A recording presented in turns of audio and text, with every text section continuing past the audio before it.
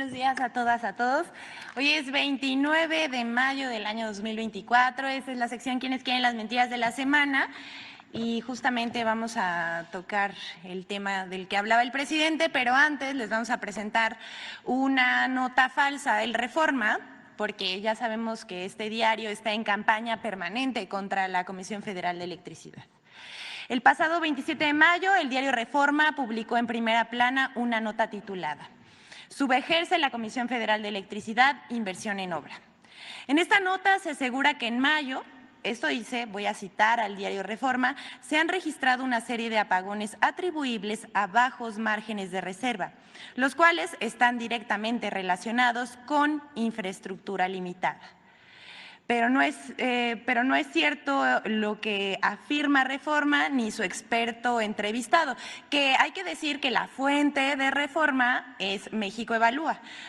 Hay que decir también que Luis Rubio es muy amiguis del diario de Reforma y le publican sus pseudo reportajes. México Evalúa, además, dice en su página de internet ser un centro de pensamiento y análisis. Ahí nosotros le vamos a decir que sí es de análisis, pero conservador, que se enfoca en la evaluación de la operación gubernamental. También ahí en la página de internet dice que da consejos a los gobiernos, lo que sea que eso signifique. Pero hay que aclararles a México Evalúa y al diario Reforma que cada día la Comisión Federal de Electricidad cubre con suficiencia y confiabilidad la demanda nacional de energía eléctrica. Hay que decir también, entre el 7 y 9 de mayo pasado, la demanda de electricidad creció inusualmente debido a la ola de calor. Para evitar que se colapsara el sistema eléctrico nacional con el pico histórico de energía, el SENACE programó interrupciones puntuales en el suministro eléctrico en varias regiones que duraron 1 hora y media. Esta situación se presentó durante 3 días, pero ya se resolvieron las dificultades. Desde entonces se ha podido atender la demanda de energía de los usuarios sin apagones. Y les pregunto a ustedes, ¿se acuerdan que desde hace 3 semanas han estado en nado sincronizado con el tema de apagones en medios, redes, opinadores, radio, televisión? Al día de hoy llevamos 17 días sin cortes de energía a pesar de las altas temperaturas.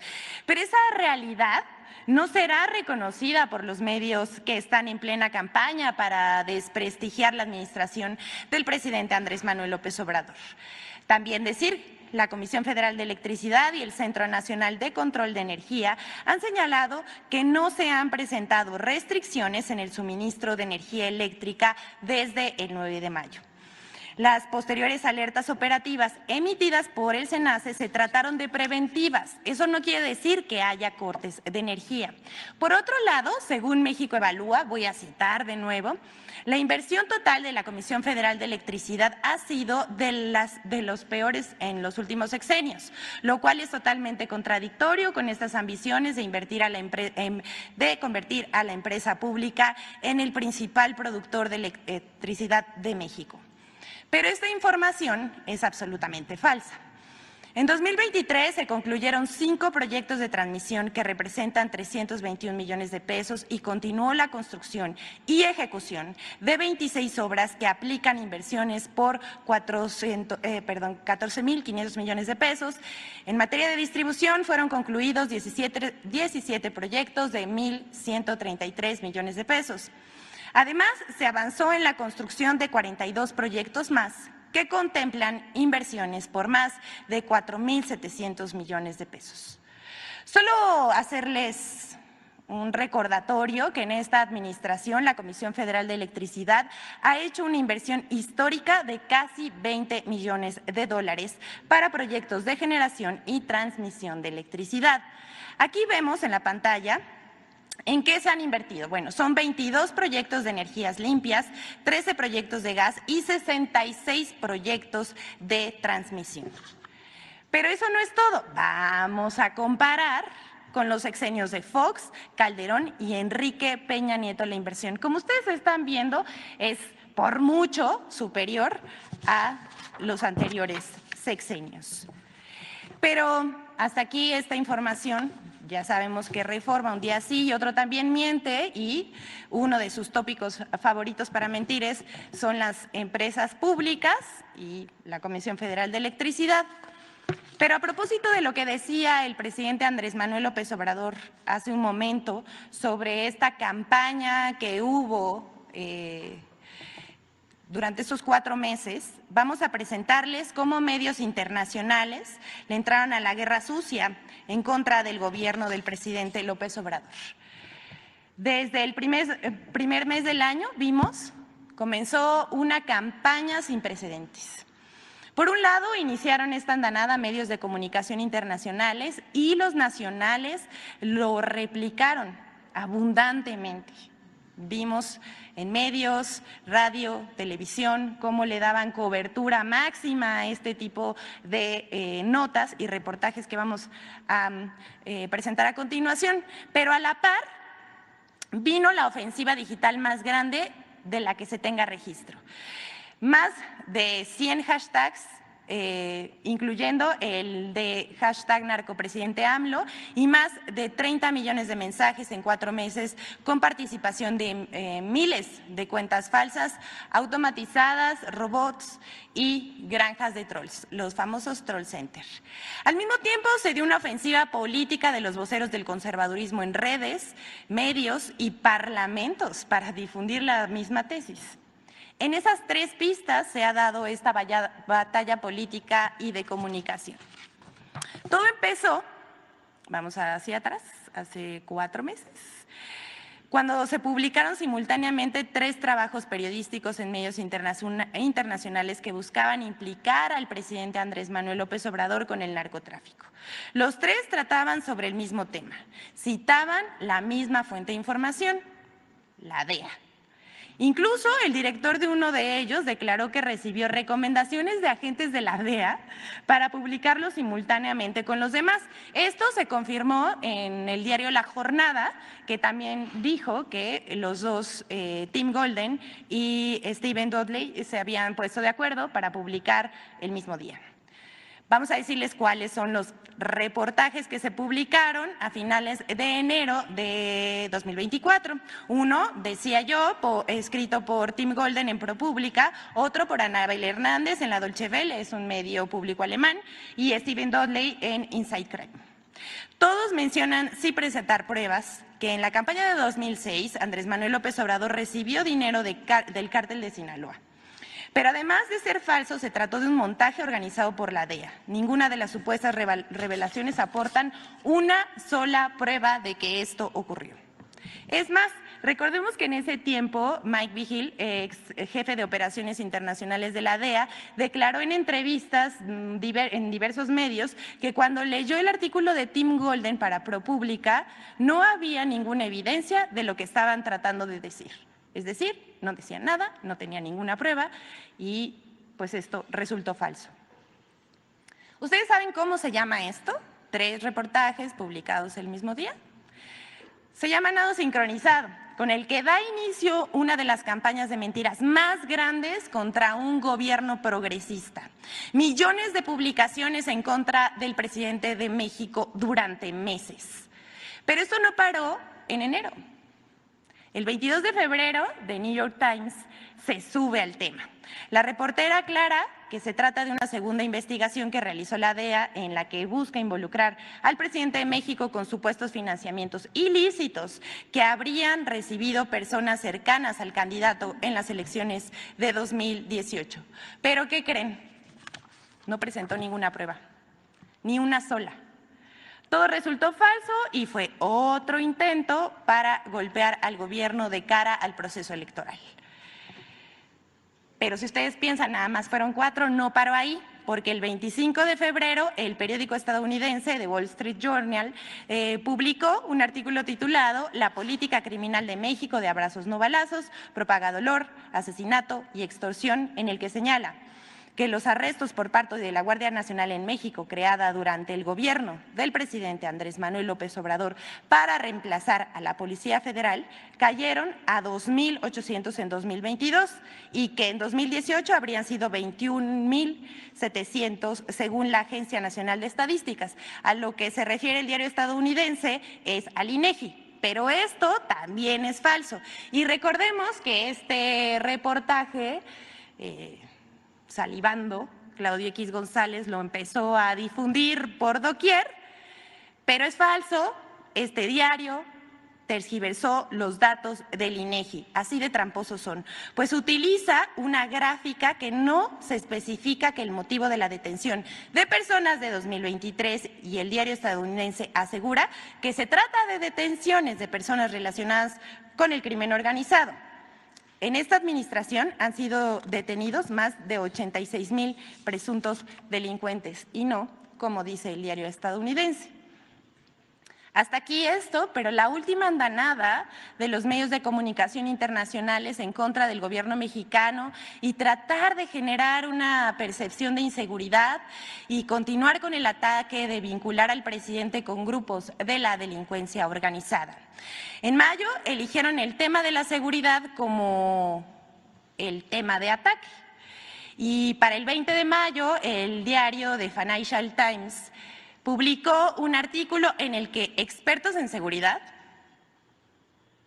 lo que sea que eso signifique para ellos, dicen que la seguridad y el crimen organizado se ha vuelto tan grave que amenaza el futuro del país. Su fuente, la de los deseos, porque no presenta ninguna prueba y solo la voz de estos expertos que dan su nunca humilde opinión.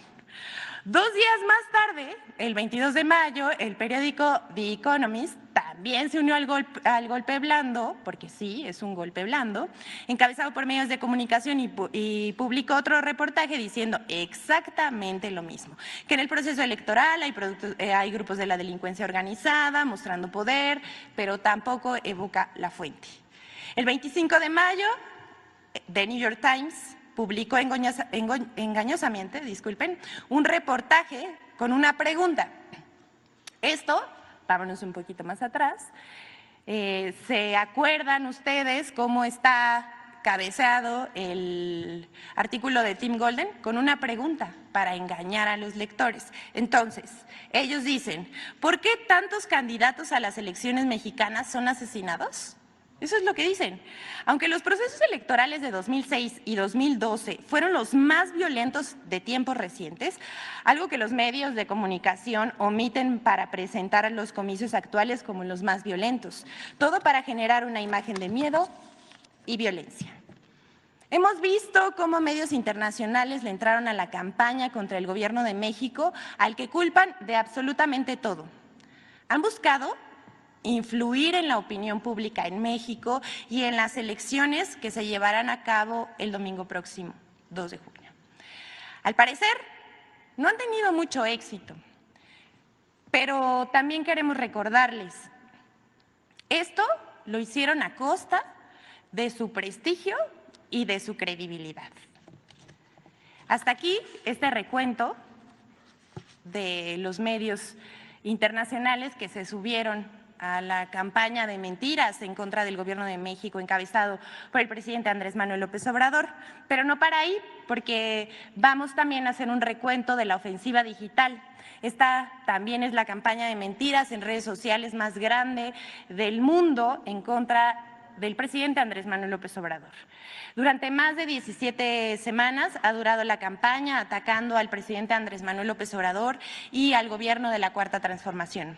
Se han contabilizado 32.5 millones de menciones de ataque. La etiqueta narcopresidente AMLO ha llegado al número 100. Ayer llegó al número 100, pero ya han perdido la fuerza y aparece como trending topic la lista de las principales tendencias.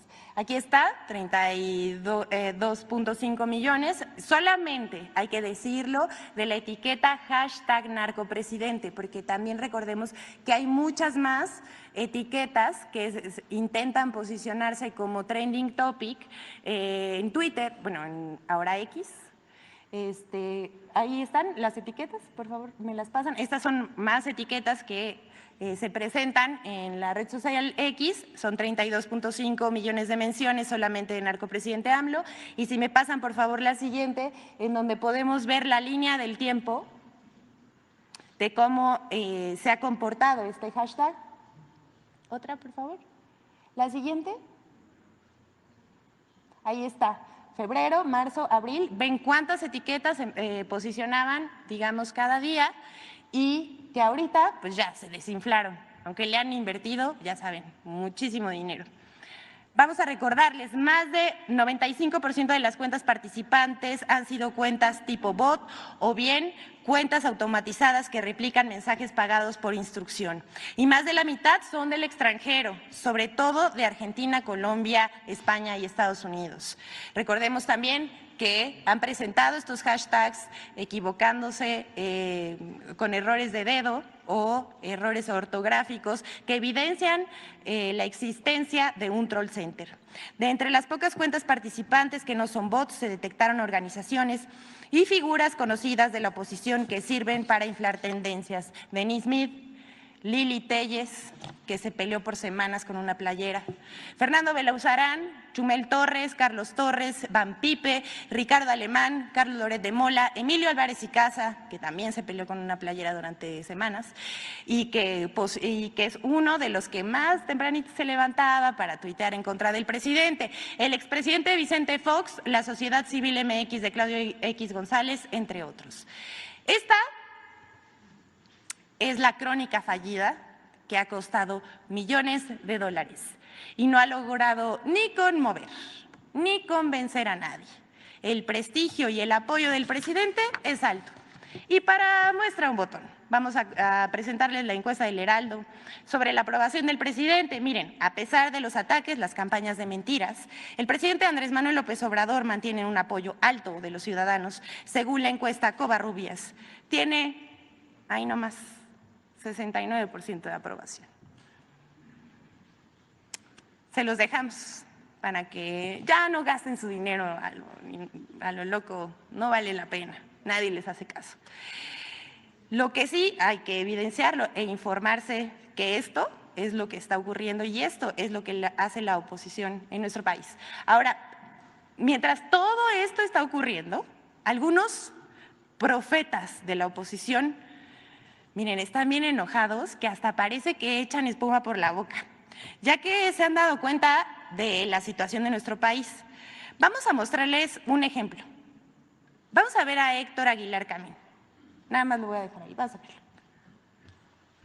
Que 3 puntos máximo en elección. Estás hablando de una elección normal. Yo te pregunto cuántos puntos de votos hay en los programas sociales del presidente que están siendo vendidos como en la moneda de cambio. Yo te doy dinero para que tú me des tu voto. Se llama compraventa de votos. ¿Cuántos millones de votos posibles hay en esta transacción de que te doy dinero para que me des tu voto? ¿Cuántos son? Pues mira, yo lo que te diría es ¿De qué tamaño es el fraude? ¿De qué tamaño es el fraude que está ya instalado? Para la autoridad electoral es difícil hacer el argumento que compraron los votos, porque puede ser el argumento de que la gente que recibe esos beneficios está contenta con el gobierno y quiere continuidad. Y bajo la pobreza. O sea, ¿cómo compruebas empíricamente que les compraron los votos? Eso se verá el día de la elección. A lo mejor algunos sí les piden la credencial. Que no nos hemos chupado el dedo nunca. Sí. El gobierno compra votos. Por eso se cayó el PRI, quitándole al PRI la capacidad de comprar votos, se cayó el PRI. Bueno, es debatible eso. Porque si ese fuera el caso, muy debatible. En el 2000 no hubiera ganado Vicente Fox, bueno, hubiera ganado la Bastida. Mira, les puede pasar lo mismo a estos, que la lana ya del día de la elección se la clavaron en el 2000. El pobre Paco Labastida, pues no le llegó la lana. No llegó. No ha habido un solo a lo mejor le pero eso es diferente en los programas. Un solo presidente como López Obrador, uno solo que haya lo que hace, que haya hecho lo que él hace, que es volver los programas sociales una cosa personal del presidente y de Morena con los usuarios. Eso no ha sucedido. Entonces, no me digas que es lo mismo. No, yo lo único que te digo es que jurídicamente comprobar en un tribunal que se compraron los votos es muy difícil, Héctor. O sea, ¿cómo lo compruebas? Tú y yo sabemos cómo. Tú y yo sabemos de hace mucho tiempo de qué lado masca la iguana. No, totalmente. Y a lo mejor los magistrados también. Pero sí está difícil hacer el argumento, como tú dices, si no les retienen la credencial, si no les dan dinerito ese mismo día, en fin, es muy difícil hacer el argumento de que porque recibieron programas sociales, les compraron el voto y votaron a favor. Y la candidata Xóchitl quiere más programas sociales. Pues sí. Sí, digo. No, para nosotros es muy difícil, sabemos de qué se trata. Aunque no lo podamos probar, sabemos de qué se trata. Y no lo ha hecho nadie como este gobierno en el tiempo de la democracia, de 2000 para acá. Ay, bueno, Aguilar Camín, a lo mejor necesita contención emocional y un apapacho. Sin embargo, hay que destacar a quienes tienen la gallardía de reconocer los aciertos. Aquí vemos uno de los escasos momentos ahí que se ven en la televisión, donde se habla bien de los logros del presidente Andrés Manuel López Obrador. Aquí, comentaristas de tercer grado. Vamos a ver esto. La disminución de la pobreza es importante, muy significativa. Hasta donde podemos ver, en buena medida es producto de los programas sociales. También podemos ver que estos programas sociales han permitido reducir la pobreza general. No se había conseguido esto nunca. Sí. Desde los programas ni focalizados, Progreso, etc. Nunca se había conseguido. Entonces, verdaderamente salir a criticar estos resultados porque no están focalizados, los programas sociales, hombre, nunca se había conseguido esto. Creo que es una de las mejores noticias que hemos tenido. Y esto, por supuesto, tiene lecturas política, pero si la quitamos, se redujo la pobreza. La pobreza extrema prácticamente se queda igual. Efectivamente, tiene una nadita de aumento, pero se queda básicamente igual. 0.1%. 0.1%. La pobreza disminuye. Me parece que evidentemente tiene que ver con cosas que no solamente tienen su importancia en los hechos económicos, sino también en el discurso. Se aumentaron los salarios mínimos que durante años escuchamos que no se podían aumentar porque la economía no lo iba a resistir. Se aumentaron los salarios, no pasó nada. Se redujo la pobreza, sí pasó algo.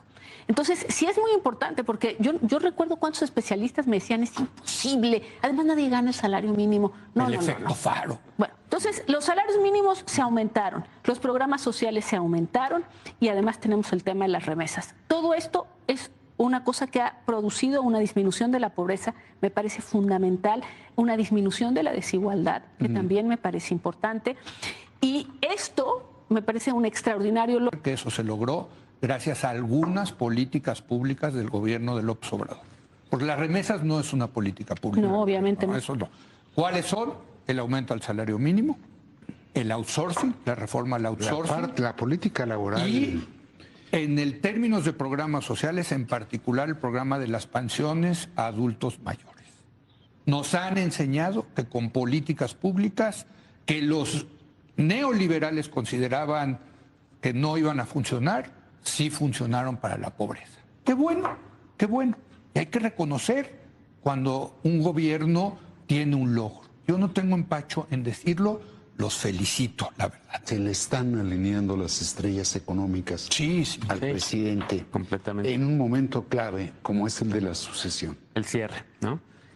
Lo primero es, hay que alegrarnos por los 5.1 millones de personas que salieron de la pobreza y que tienen una mejor condición de vida. También creció la clase media, por cierto. Creo que son dos indicadores muy importantes. A pesar del escenario tan adverso que había, porque ya lo han mencionado mis colegas, no hay mucho que agregar, pero a pesar del escenario económico adverso, a pesar de la pandemia, de la guerra en Ucrania, a pesar de que todo el mundo decía la promesa de primero a los pobres no se va a cumplir y la promesa de reducir la pobreza en México, se va a ir López Obrador sin lograrla, pues está dando un muy buen indicador, con dos instituciones, por cierto, hay que defender eso también, autónomas, ¿no? Coneval y el INEGI, que con datos sólidos están dando estos datos, están dando esta información de 5.1 millones de personas que bajaron o redujeron, salieron de la pobreza, lo cual no lo veíamos desde 1992, por lo menos no estas cifras tan fuertes, ¿no? Entonces, muy bien eso. Creo que lo primero que hay que celebrar es que esas personas hoy tengan un ingreso mejor. Ahora, muy bien por el país y muy bien por el presidente López Obrador. El presidente López Obrador había prometido eso y ahí está y lo está entregando. Ay, inaudito, oigan, sorprenden. Vamos a terminar la sección con la colaboración con Infodemia, que abordará las mentiras que se han vertido sobre los supuestos apagones en el país. Vamos a verlo.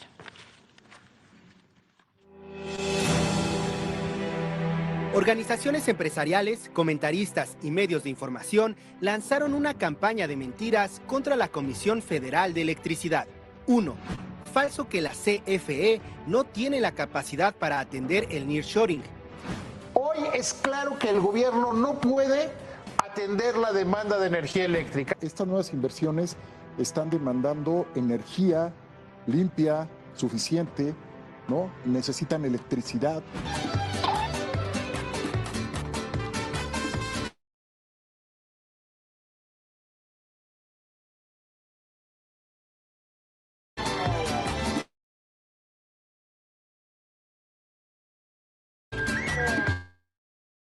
Jurídica para la inversión, la seguridad y que haya suficiente energía disponible, sobre todo energía limpia, para que lleguen esas inversiones. Entonces, está bien la economía, pero podría estar mucho mejor. A ver, decías seguridad jurídica y seguridad energética. Eso estamos como muy lejos de lograrlo, ¿no? La demanda y el consumo de energía eléctrica actual en México ronda los 50,000 megawatts, mientras que la capacidad total instalada de energía eléctrica del país es de 87,000 megawatts, suficiente para cubrir el crecimiento de la economía nacional. Además, el director de la CFE ha aclarado que la comisión está lista para atender a cada una de las empresas que se establezcan en el territorio nacional con la energía suficiente. 2. Falso que existan continuos cortes en el suministro eléctrico en el país. El Consejo Coordinador Empresarial hoy emitió un comunicado donde le dice al gobierno que le informe de los apagones. En los últimos días hemos visto cómo el sector energético se está desmoronando. ¿Qué aguas cuando dices Cuba, Venezuela? Pues para allá vamos. No. Para allá vamos a los apagones. El 27 de mayo, el Consejo Coordinador Empresarial aseguró que los continuos cortes en el suministro eléctrico generan afectaciones al sector empresarial.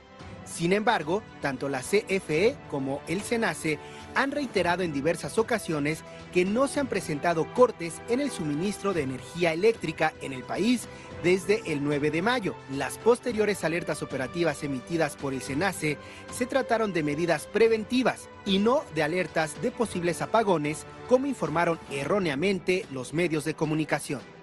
3. Falso que la CFE no ha invertido en generación y transmisión de energía eléctrica. Esto que le voy a informar no debería sorprender a nadie porque desde hace años los expertos han dicho que México va a sufrir una crisis creciente de apagones porque este gobierno ha cancelado las inversiones en generación de energía.